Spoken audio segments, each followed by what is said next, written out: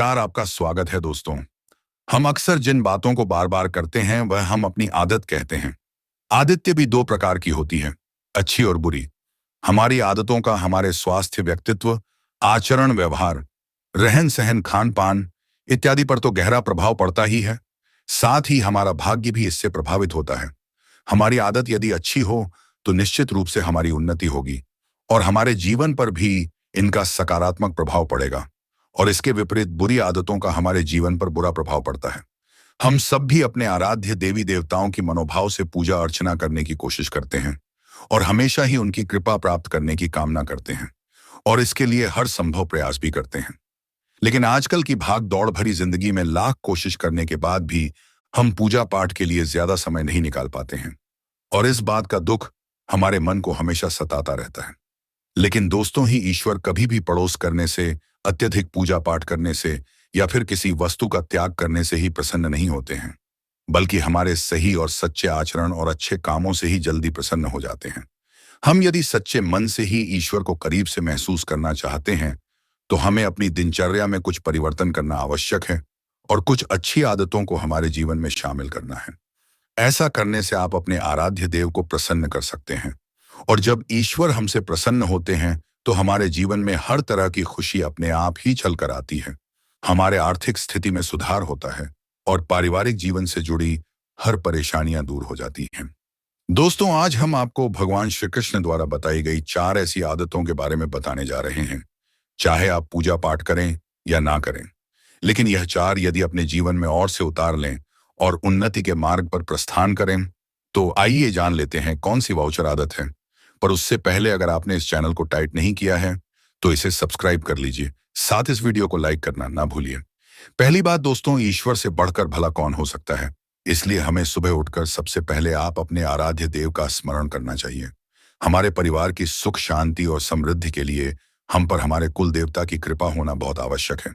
भले ही आपको रोज पूजा पाठ करने के लिए समय नहीं मिलता हो, लेकिन अपने कुल देवता का नाम स्मरण प्रतिदिन करना चाहिए। रोज ना सही, लेकिन हफ्ते के किसी एक दिन विशेषकर कुल देवता से संबंधित द्वार पर अपने कुल देवता का मंत्रोच्चार करके छोटी सी पूजा करें। परिवार के प्रत्येक सदस्य को नित्य नियम से सुबह शाम अपने कुल देवता को नमस्कार करना चाहिए तथा घर के मंदिर में और यदि घर में तुलसी का पौधा हो तो उसके पास एक दिया अवश्य लगाना चाहिए। इससे का आदत से आपके परिवार पर आज के कुल देवता का आशीर्वाद बना रहता है। दूसरी बात, हमारे शास्त्रों में यह मान्यता है कि सुबह बिना नहाए रस घर में प्रवेश करना अनुचित होता है। हालांकि अभी के समय में और एकल परिवार में ऐसा संभव नहीं हो सकता है। इसलिए कम से कम नित्य कर्म से निवृत्त होकर स्वच्छ हाथ मुंह धोकर ही रसोई घर में जाएं और चूल्हे पर कुछ बनाने से पहले उसे प्रणाम अवश्य करेगी। ऐसा इसलिए करना चाहिए क्योंकि इससे अग्निदेव के साथ ही माता अन्नपूर्णा का आशीर्वाद प्राप्त होता है। साथ ही यह भी ध्यान रहे कि अन्ना का कभी अपमान न करें। अतिरिक्त दोस्तों, कुछ ऐसी बातें हैं जिन्हें हम यदि हमारे स्वभाव का हिस्सा बना लें तो हम ईश्वर को प्रसन्न कर सकते हैं और साथ ही हमारे मन में एक आनंद और संतुष्टि की भावना आती है और जीवन में सकारात्मकता बढ़ती है।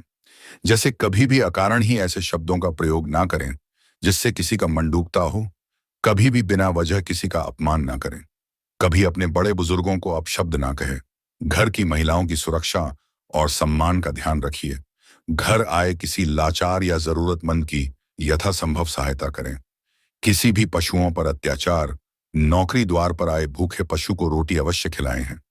अगर आप अपने अंदर ऐसी आदत डालेंगे तो भगवान की कृपा आप पर सदा बनी रहेगी।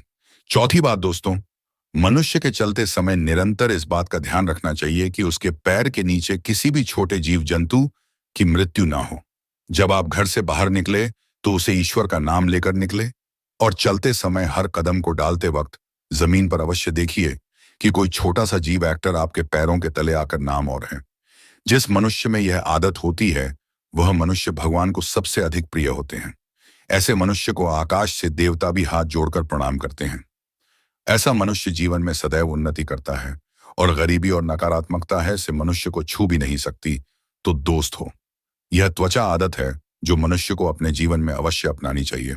हमें दे जानी जानकारी आपको अच्छी लगी होगी। वीडियो पसंद आए तो लाइक करें, कमेंट में जय श्री कृष्णा वैसे लिखिए, साथ इस चैनल को सब्सक्राइब करिए। धन्यवाद। अहाल